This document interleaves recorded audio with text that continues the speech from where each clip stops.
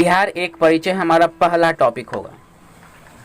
इसमें हम लोग बिहार का गठन कैसे हुआ, कब हुआ, इसकी भौगोलिक अवस्थिति को जानेंगे। राजकीय वृक्ष क्या है, राजकीय पशु क्या है, राजकीय पक्षी क्या है, राजकीय मछली क्या है, राजकीय पुष्प, इन सभी पॉइंट्स के बारे में चर्चा करेंगे।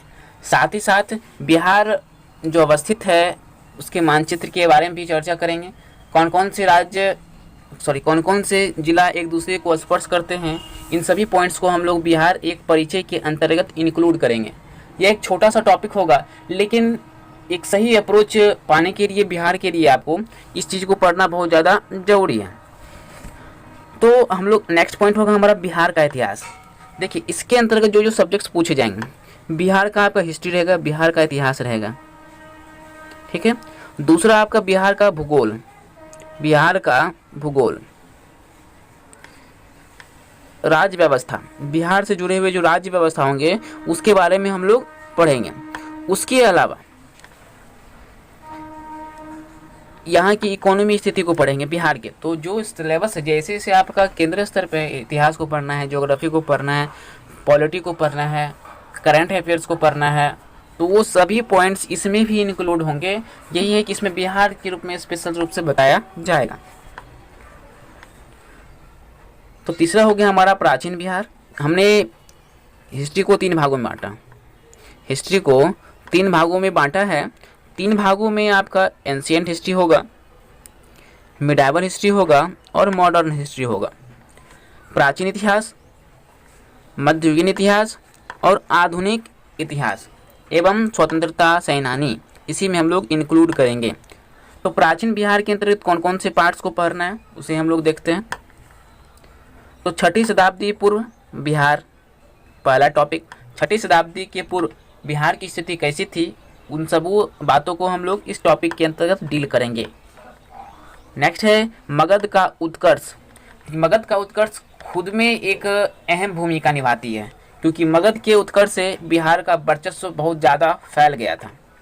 इसके अंतर्गत हर्यक वंश को पढ़ेंगे, शिशुनाग वंश पढ़ेंगे, नंद वंश पढ़ेंगे, मौर्य साम्राज्य आ जाते हैं। देखिए, मौर्य साम्राज्य का अप्रोच होना बहुत ही ज़्यादा ज़रूरी है, क्योंकि इनसे क्वेश्चन आपको पीटी में भी पूछे जाते हैं और मेंस में भी पूछे जाते हैं। नेक्स्ट क्वेश्चन यदि हम लोग देखते हैं कि शुंग वंश के बारे में देखते हैं, तो शुंग वंश होगा अगला हमारा। फिर नेक्स्ट में देखेंगे कण्व वंश पढ़ना होगा। तो बिहार में ये जो है पूरी डिटेल्स जो आपको सिलेबस बताया जा रहा है, इसमें एक एक टॉपिक्स को आपको कवर किया जाएगा। नेक्स्ट में हम देखिए जैन धर्म। देखिए, जैन धर्म बौद्ध धर्म से रिलेटेड क्वेश्चन एग्जाम में बनते ही बनते हैं। तो हम लोग देख लीजिए प्राचीन बिहार के अंतर्गत कौन कौन से पॉइंट रहे। 6ठी शताब्दी के पूर्व का इतिहास, मगध का उत्कर्ष, हर्यक वंश, शिशुनाग वंश, नंद वंश, मौर्य साम्राज्य। शिशुनाग वंश के बाद जैसे कि हम लोग पढ़े थे उसी में आगे पढ़ेंगे शुंग वंश, कण्व वंश, इससे क्वेश्चंस पूछे जा चुके हैं। नेक्स्ट है हमारा जैन धर्म। तो एक सही अप्रोच के लिए आपको थोड़ा मेहनत करना ही होगा। नेक्स्ट में हम लोग देखेंगे बौद्ध धर्म को, बिहार एवं गुप्त साम्राज्य। नेक्स्ट है पालकालीन बिहार। फिर देखेंगे मगध के उत्तर गुप्त वंश। जैसे कि आप लोग हिस्ट्री पढ़िएगा भारतीय इतिहास, तो उसमें 2 पार्ट आप लोग पढ़िएगा गुप्त काल में। तो गुप्त काल तो एक पढ़िएगा ही, उसके बाद आपको गुप्त उत्तर काल मिलेगा। अर्थात गुप्त काल में हम उसके राजवंश को जानेंगे और उसके द्वारा जो भी कार्य किए गए थे उसे हम गुप्तोत्तर काल में जानेंगे। उसी तरह से बिहार है, बिहार में या बिहार के द्वारा गुप्त काल में क्या वर्चस्व निभाया गया, कौन कौन से शासक सहयोगी रहे, गुप्त काल में पढ़ेंगे और उनके द्वारा जो काम किया गया उसे हम लोग गुप्तोत्तर काल में पढ़ेंगे। नेक्स्ट है हमारा मिथिला के कर्नाट वंश। मिथिला के कर्नाट वंश से भी प्रश्न पूछे जा चुके हैं। नेक्स्ट आता है हमारा बिहार एवं मामलुक वंश। देखिए, मामलुक वंश एक सल्तनत काल से स्टार्ट हो जाता है, तो बिहार एवं सल्तनत काल को हम लोग जोड़ेंगे तो उससे हम लोग बिहार एवं मामलुक वंश पढ़ेंगे।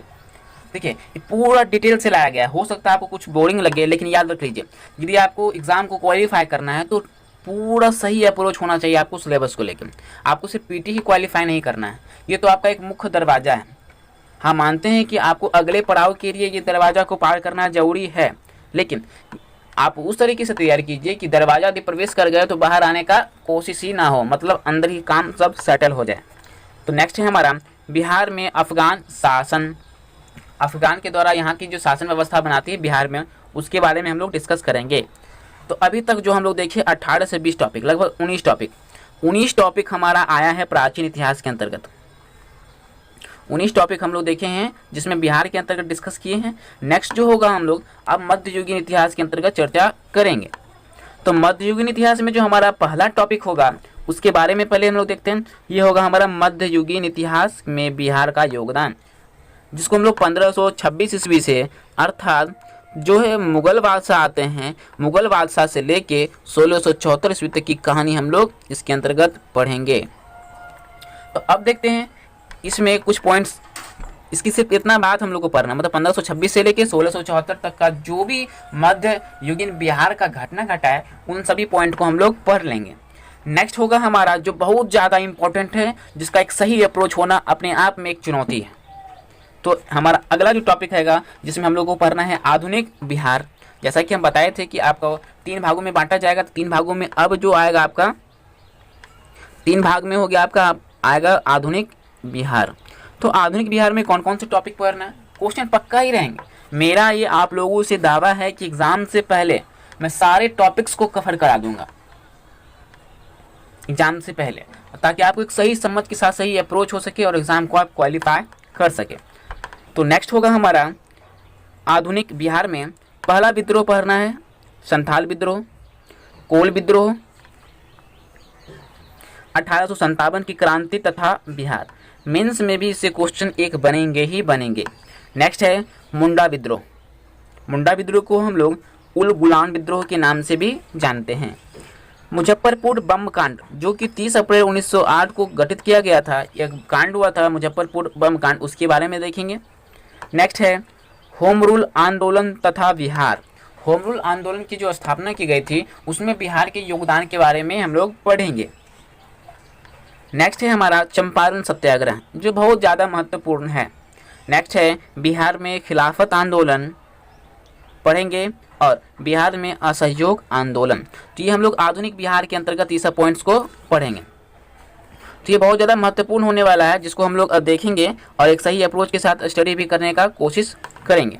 तो हम लोग देख चुके हैं बिहार में असहयोग आंदोलन। नेक्स्ट आता है हमारा इस पूरे कवर को जैसे, अब आपका नेक्स्ट पॉइंट जो बच जाता है वो आता है साइमन कमीशन एवं बिहार।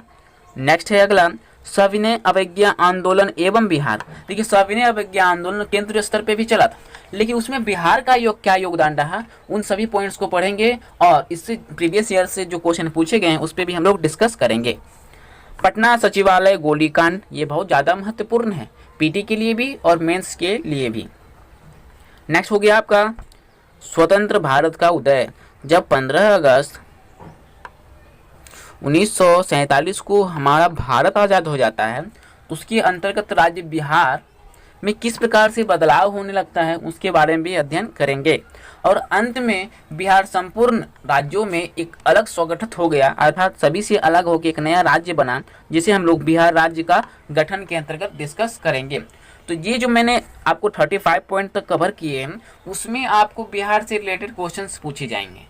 ये हुए आपके बिहार का इतिहास का एक सही अप्रोच कि कौन कौन से पॉइंट्स को पढ़ना जरूरी है। तो एक सही अप्रोच जो है उसको आप लोग अच्छे से ध्यान रखिए ताकि समझना और आसान हो जाए। तो पहला टॉपिक है हमारा क्या है, तो बिहार एक परिचय। दूसरा बिहार का पहला है बिहार का परिचय, बिहार का इतिहास। तीसरा प्राचीन बिहार में 6ठी शताब्दी पूर्व बिहार, मगध का उत्कर्ष, हर्यक वंश, शिशुनाग वंश, नंद वंश, मौर्य साम्राज्य,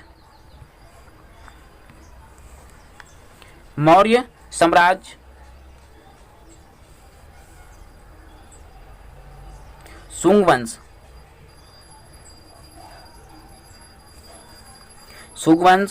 कण्व वंश, जैन धर्म, बौद्ध धर्म, बिहार एवं गुप्त साम्राज्य, पालकालीन बिहार, मगध के उत्तर गुप्त वंश, मिथिला के कर्नाट शासक और बिहार एवं मामलुक वंश, बिहार एवं अफगान शासन और मुगल कालीन बिहार के अंतर्गत 1526 से लेके 1674 ईस्वी तक का शासन हम लोगों को पढ़ना है। नेक्स्ट हम लोग लेंगे आधुनिक बिहार का इतिहास, उसके बाद संथाल विद्रोह, कोल विद्रोह, 1857 की क्रांति तथा बिहार मुंडा विद्रोह, उसी को हम लोग उलगलान विद्रोह भी कहते हैं। मुजफ्फरपुर बम कांड के बारे में पढ़ेंगे, होम रूल आंदोलन एवं बिहार, चंपारण सत्याग्रह, बिहार में खिलाफत आंदोलन, बिहार में असहयोग आंदोलन और बिहार में साइमन कमीशन की एवं उसकी भूमिका के बारे में पढ़ेंगे। और अंत में सविनय अवज्ञा आंदोलन एवं बिहार पटना सचिवालय गोलीकांड, स्वतंत्र भारत का उदय और बिहार राज्य का गठन। ये हमारा बिहार का एक इतिहास का सही अप्रोच है। हिस्ट्री का जो एक सही अप्रोच है उसको मैंने डिस्कस करने का कोशिश किया है। तो इसके अंतर्गत 35 टॉपिक को हम लोग पढ़ेंगे। मात्र मैं 10 से 12 वीडियो में आपको पूरा हिस्ट्री पढ़ा दूंगा और एक सही अप्रोच के साथ, एक सही समझ के साथ आपको मैं इतिहास पढ़ाऊँगा। इसके साथ साथ ही अब नेक्स्ट पॉइंट में हम लोग चर्चा करेंगे आगे, इसमें भूगोल, बिहार की भूगोल के बारे में हम लोग चर्चा करेंगे। तो मिलते हैं नेक्स्ट वीडियोस में बिहार के सिलेबस को लेके। देखिए सिलेबस को मैं ज़्यादा ब्रीफ नहीं, मतलब ज़्यादा फैलाए हूँ, अर्थात मैं ज़्यादा डिटेल से बताने का कोशिश कर रहा हूँ, इसीलिए लॉन्ग होंगे। तो आपको थोड़ा पेशेंस रखना है। पहले सिलेबस को आप लोग देख लीजिए कौन कौन से पढ़ने हैं टॉपिक्स को, ताकि आप लोग भी एक सही अप्रोच से कहीं से भी पढ़ सकते हैं। तो सिलेबस को आप फॉलो कर लीजिए, सिलेबस को देखिए और इसके बाद हम लोग मिलते हैं बिहार के ज्योग्राफी से। तो अभी तक के लिए धन्यवाद। और अभी तक आप इस चैनल पर नहीं जुड़े हैं तो जुड़ जाइए, क्योंकि इसमें बिहार से रिलेटेड जितने भी एग्जाम होंगे उसके लिए मैं एक पर एक रामबाण लेके आऊँगा। तो मिलते हैं नेक्स्ट वीडियोज़ में। धन्यवाद।